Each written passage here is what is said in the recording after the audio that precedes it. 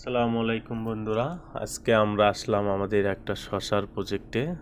দেখতেই পাচ্ছেন আমরা মাচা ছাড়া মালচিং দিয়ে শশা চাষ পদ্ধতি আপনাদেরকে আজকে দেখানোর চেষ্টা করছি।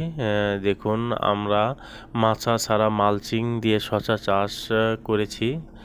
আপনারা চাইলেও এই মাচা ছাড়া মালচিং দিয়ে শশা চাষ করতে পারেন। আবার মালচিং দিয়ে মাচা দিয়েও আপনারা শশা চাষ করতে পারেন।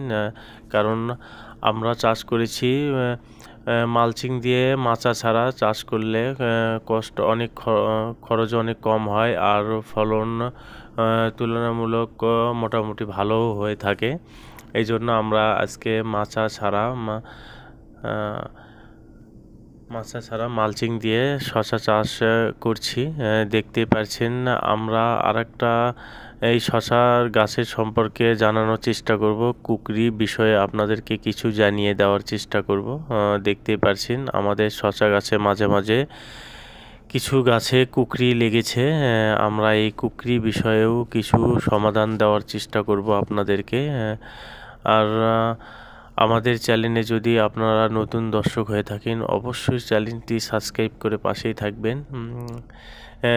তাহলে চলুন আমরা দেখি আমাদের এই শশার প্রজেক্ট। দেখতে দেখতে আপনাদেরকে এই কুকরি ভাবটা কিভাবে সারানো যায় সেই সম্পর্কে জানানোর চেষ্টা করব। দেখুন, অনেক সুন্দর হয়েছে আমাদের এই শশার প্রজেক্টটি। দেখুন, আমরা এই কুকরি ভাবটি সারানোর জন্য প্রথমে এই রোগটি যে মাধ্যমে ছড়ায় সেটা দমনের জন্য আমাদেরকে কিছু কীটনাশক প্রয়োগ করতে হবে।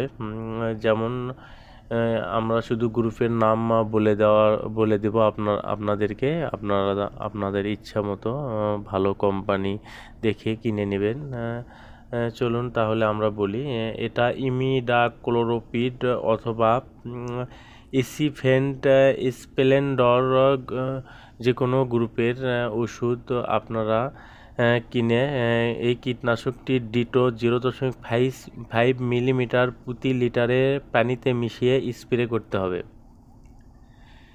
আপনারা যদি এই গ্রুপের কীটনাশকটি স্প্রে করেন, তাহলে আমাদের এই কুকরি রোগ থেকে শশা গাছকে বাঁচানো সম্ভব হবে। আর শশা গাছে যদি কুকরি রোগটা একেবারেই বেশি আক্রান্ত হয়ে থাকে, তাহলে পারতপক্ষে যদি পারেন এই গাছটি উঠিয়ে ফেলবেন। আর শশা চাষের জন্য সবচেয়ে ভালো মাটি নির্বাচন করতে হবে, সেটা হলো বেলে দোআঁশ মাটিতে শশা সবচেয়ে ভালো হয়ে থাকে। আপনারা পারতপক্ষে বেলে দোআঁশ মাটিতে শশা চাষ করবেন। দেখুন, আমাদের এই মাচা ছাড়া মালচিং ভাবে চাষাবাদ পদ্ধতি চেষ্টা করছি আপনাদেরকে দেখানো। দেখুন, আমরা এই পাশে আরও কিছু এই শশার প্রজেক্টের সাথেই আমরা কিছু পালং শাক রোপণ করেছি। দেখুন, আপনাদেরকে দেখানোর চেষ্টা করছি। অনেক ভালো হয়েছে, অনেক সুন্দর পালং হয়েছে। এখন বাজারে দাম কম থাকলেও পালং এই ফলনটা আমাদের অনেক ভালো হয়েছে। আপনাদেরকে সাথে দেখানোর চেষ্টা করছি। আপনারা চাইলেও এই পালং শাক চাষাবাদ করতে পারেন। তাহলে সবাই ভালো থাকবেন, সুস্থ থাকবেন।